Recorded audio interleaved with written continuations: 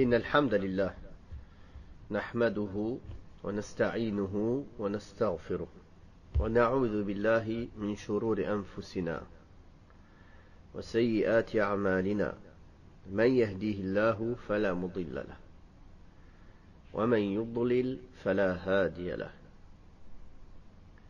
وأشهد أن لا إله إلا الله وحده لا شريك له وأشهد أن محمدا عبده ورسوله يا أيها الذين آمنوا اتقوا الله حق تقاته ولا تموتن إلا وأنتم مسلمون يا أيها الناس اتقوا ربكم الذي خلقكم من نفس واحدة وخلق منها زوجها وبث منهما رجالا كثيرا ونساء واتقوا الله الذي تساءلون به والأرحام إن الله كان عليكم رقيبا يا أيها الذين آمنوا اتقوا الله وقولوا قولا سديدا يصلح لكم أعمالكم ويغفر لكم ذنوبكم ومن يطع الله ورسوله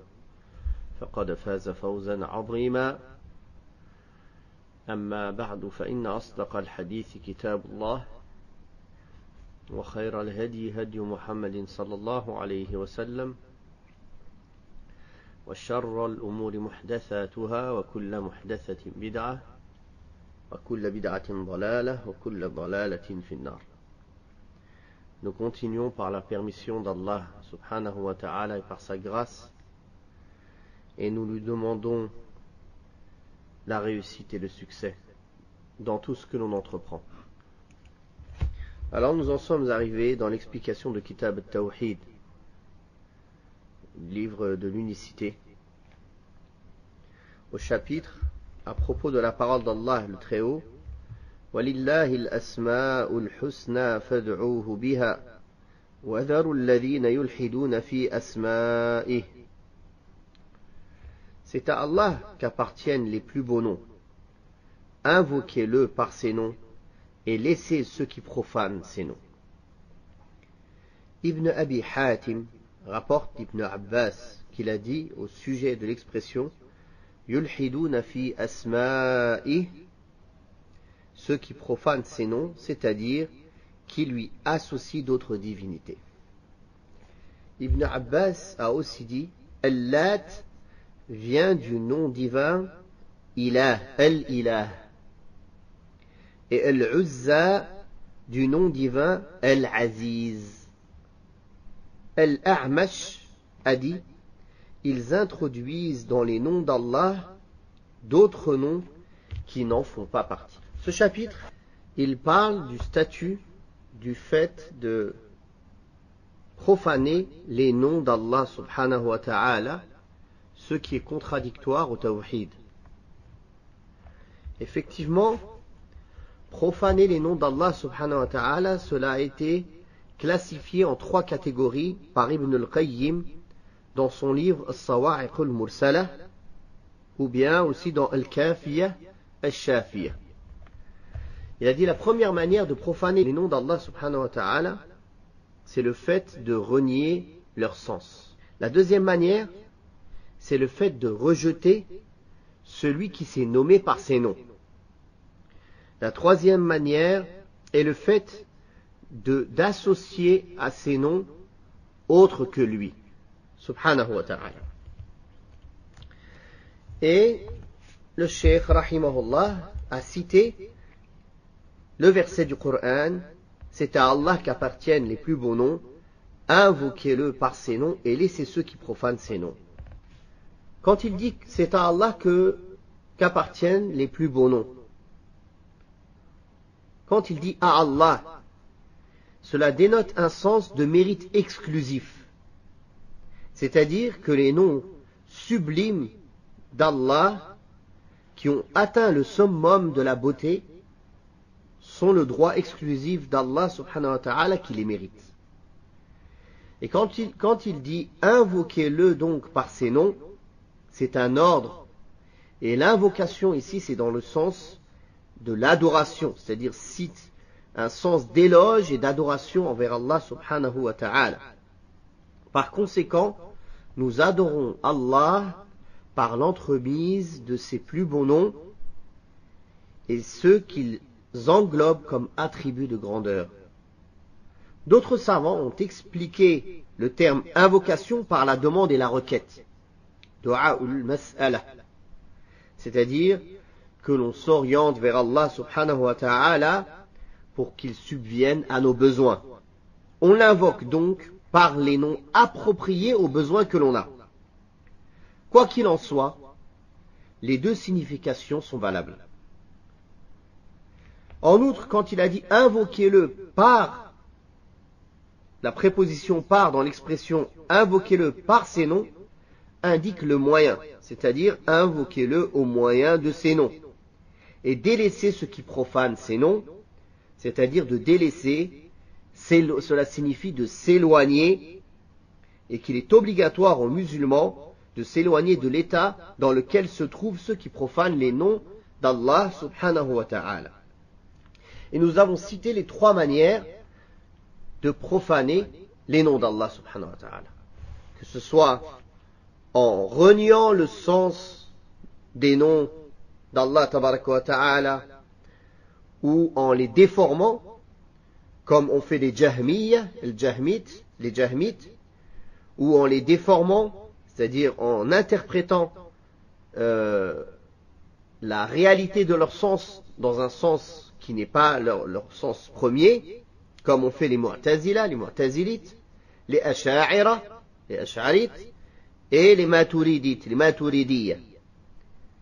Toutes ces factions qui ont interprété les noms et les attributs d'Allah subhanahu wa ta'ala au lieu d'y croire dans leur sens apparent, comme Allah tabaraka wa ta'ala les a révélés, comme le prophète sallallahu alayhi wa sallam les a enseignés, et comme les salafs, les pieux prédécesseurs, ont confirmé.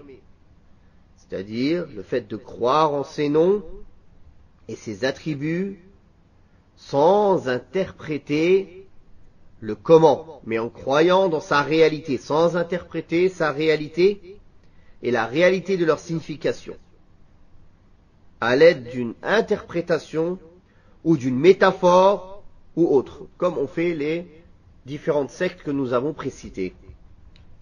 Qu'Allah les guide. Puis il a cité une parole qu'il a attribuée à Ibn Abbas. En réalité, le cheikh, comme son petit-fils l'a cité, son petit-fils Sulayman ibn Abdillah, rahimahullah, il a cité que cette parole n'est pas la parole d'Ibn Abbas, cette parole rapportée par Ibn Abi Hatim, c'est la parole de Qatada as-Sadusi, et non pas la parole d'Ibn Abbas, comme l'a cité Cheikh Sulayman ibn Abdillah ibn Muhammad ibn Abdul Wahhab, c'est-à-dire son petit-fils, dans son livre Taysir al-Aziz al-Hamid. Et le sens voulu ici, c'est le fait de donner des associés à Allah tabaraka wa ta'ala, dans les noms et les attributs. Cela montre aussi que le polythéisme, il peut se passer dans les noms et les attributs, comme il se passe dans la divinité d'Allah subhanahu wa ta'ala, comme il se passe dans la seigneurie d'Allah subhanahu wa ta'ala. La deuxième parole qui est rapportée, elle est bien de Abdullah ibn Abbas, quand il a dit, ils ont tiré le nom Al-Lat, la statue qu'ils adoraient, les Quraysh, Al-Lat, du nom d'Allah subhanahu wa ta'ala, Al-Ilah, la divinité.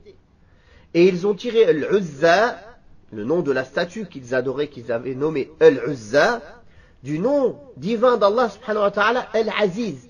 Et ça, c'est une manière aussi de profaner les noms d'Allah subhanahu wa ta'ala, de lui donner des associés dans ses noms, ou de déduire des noms d'idoles, des noms de statues, des noms de divinités adorées en dehors d'Allah subhanahu wa ta'ala, de les déduire de certains noms et attributs divins qui sont spécifiques à Allah subhanahu wa ta'ala. Ça, c'est un moyen aussi de profaner ces noms. Et ce moyen-là, bien sûr, ça arrive jusqu'au kufr al-akbar, jusqu'à la mécréance majeure. Donc, Abdullah ibn Abbas a cité qu'ils avaient tiré ces noms des noms divins parfaits d'Allah subhanahu wa ta'ala. Puis le cheikh a cité la parole de Al-A'mash. Al-A'mash, son nom c'est Sulayman ibn Mahran al-Kufi, rahimahullah. Sulayman ibn Mahran al-Kufi. Il a dit en parlant d'une des manières dont ils profanent les noms d'Allah, ils introduisent dans les noms d'Allah d'autres noms qui n'en font pas partie. Ils introduisent dans les noms d'Allah d'autres noms qui n'en font pas partie. À l'exemple des chrétiens, qui ont nommé Allah par le Père. Ils disent le Père. Ce n'est pas un des noms d'Allah subhanahu wa ta'ala, le Père. À l'exemple des philosophes. À l'exemple aussi de certains maçons, les francs-maçons. On ne sait pas s'ils désignent par le grand architecte, est-ce qu'ils désignent Allah subhanahu wa ta'ala, ou ils désignent une divinité qu'ils adorent en dehors d'Allah. Mais s'ils désignent Allah subhanahu wa ta'ala par cela, ils lui ont donné un nom qui n'est pas un nom qu'Allah s'est donné. Les noms et les attributs d'Allah subhanahu wa ta'ala ne sont connus qu'à travers la révélation. Car il n'y a personne qui connaît Allah comme il se connaît lui-même. Et il n'y a personne parmi les créatures qui connaît Allah comme le connaît son bien-aimé et son plus proche ami, Muhammad sallallahu alayhi wa sallam, le meilleur des messagers. Donc ce que Allah tabaraka wa ta'ala nous a informé le concernant, parmi les noms et les attributs, nous devons y croire obligatoirement et les affirmer comme Allah nous en a informé. Ce que le prophète sallallahu alayhi wa sallam a confirmé comme noms et attributs concernant Allah subhanahu wa ta'ala, nous devons y croire obligatoirement et les affirmer comme le prophète sallallahu alayhi wa sallam y a cru et les a affirmés. Et ceci est la voie des pieux prédécesseurs et du groupe des croyants. Tous ceux qui ont dévié de cette voie, en rejetant les noms d'Allah, en donnant des associés au nom d'Allah, en interprétant les noms d'Allah, alors ils se sont égarés du droit chemin concernant cette catégorie du tawhid. Cet égarement, il peut aller loin dans l'égarement jusqu'à la mécréance majeure, ou il peut être une innovation qui n'atteint pas la mécréance majeure, mais qui est très dangereuse, qui n'est pas non plus quelque chose de futile, de négligeable comme péché. Puis le cheikh, comme à son habitude, il a cité les points à retenir de ce chapitre. Il a dit premièrement l'affirmation des noms divins. Deuxièmement, le caractère magnifique des noms d'Allah. Troisièmement, l'ordre intimé de l'invoquer par ses noms. Quatrièmement, se détourner des opposants parmi les ignorants et les profanateurs. Cinquièmement, l'explication du sens de la profanation des noms divins. Sixièmement, la menace pesant sur les profanateurs. La menace pesant sur les profanateurs, elle vient à la fin du verset qui a été cité au début du chapitre, où Allah tabaraka wa ta'ala dit « Sayujazawna ma kanu ya'malun » Ils seront rétribués à cause de ce qu'ils faisaient. Le prochain chapitre, c'est le chapitre nommé « On ne dit pas que le salam soit sur Allah, que le salut soit sur Allah ». Dans le recueil de hadiths authentiques, Ibn Mas'ud radiyallahu anhu a dit « Lorsque nous étions en prière avec le prophète sallallahu alayhi wa sallam, nous disions que le salut soit sur Allah de la part de ses serviteurs, que le salut soit sur un tel et un tel. » Le prophète sallallahu alayhi wa sallam dit alors, ne dites pas que le salut soit sur Allah, car Allah est le salut. Allah est as-salam. As-salam. Ce chapitre, il vient expliquer l'interdiction de dire as-salamu ala Allah, que le salut soit sur Allah. Car Allah se passe de l'invocation de ses créatures. Il n'a pas besoin qu'on demande la protection pour lui. Car le salut, cela veut dire qu'Allah soit préservé de tout manquement et de toute chose qui pourrait l'atteindre. Or, Allah, c'est lui as-salam, c'est lui le salut. De lui provient le salut. Donc, on n'invoque pas, c'est un manque de politesse et une contradiction à la perfection du tawhid de dire que le salut soit sur Allah. C'est-à-dire comme si on fait dua pour lui, Ya Allah, que tu sois protégé. Est-ce que Allah il a besoin de ta dua pour être protégé? C'est lui le protecteur. C'est lui le salut. De lui provient le salut, subhanahu wa ta'ala. Allahumma anta salam, wa minka salam. Tabarakta ya dal jalali wal ikram. Donc quand on a compris cela, on voit pourquoi ici le prophète sallallahu alayhi wa sallam a interdit cette expression. Les compagnons avant cette interdiction n'y voyaient pas ce sens-là. Ils avaient une bonne intention, c'est-à-dire pour eux, c'était pas dans le sens qu'Allah avait besoin qu'on invoque pour lui pour que tout manquement ne le touche pas. Non, ils avaient la croyance ferme qu'aucun manquement ne touche Allah subhanahu wa ta'ala. Et que c'est lui qui préserve les gens de tout manquement et tout mal. Mais ils pensaient que c'était une manière d'invoquer et de louer Allah subhanahu wa ta'ala. Ils utilisaient une formule qui n'était pas correcte. Ils n'avaient pas pensé au mauvais sens qu'elle pouvait comporter. Alors le prophète sallallahu alayhi wa sallam leur a enseigné et leur a expliqué qu'il était interdit d'utiliser cette expression envers Allah subhanahu wa ta'ala. Cela montre que le tawhid entre dans toute chose dans la vie, même dans les paroles, même dans ce que l'on dit. On doit être attentionné même dans ce que l'on dit. Surtout quand on parle d'Allah subhanahu wa ta'ala. Et on ne doit utiliser que les meilleures paroles et les meilleurs éloges envers Allah subhanahu wa ta'ala. Car il est notre maître, créateur et maître, le seul qui est digne d'être adoré, celui qui possède les noms magnifiques et les attributs élevés. Subhanahu wa ta'ala. Puis le cheikh, rahimahullah, a cité comme à son habitude les points à retenir de ce chapitre. Il a dit premièrement, la définition du terme salam, salut, qui veut dire le fait d'être préservé de tout manquement. Deuxièmement, le salam est une salutation. C'est pour cela d'ailleurs que les musulmans se saluent entre eux par le salam. Troisièmement, il ne convient pas d'adresser le salam à Allah.